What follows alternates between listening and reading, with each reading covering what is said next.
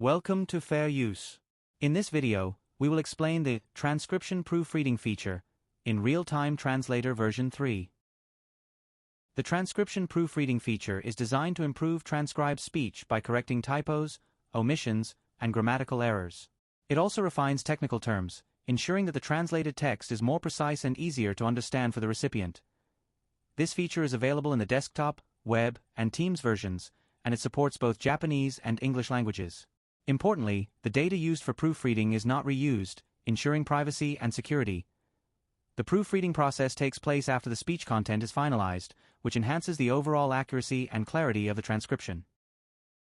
Please watch the demo video that shows how transcription and transcription proofreading feature work using the desktop version as an example.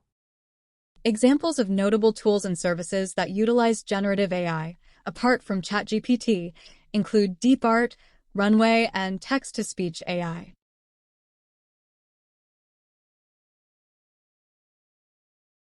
This video shows a comparison between having the feature turned off and on.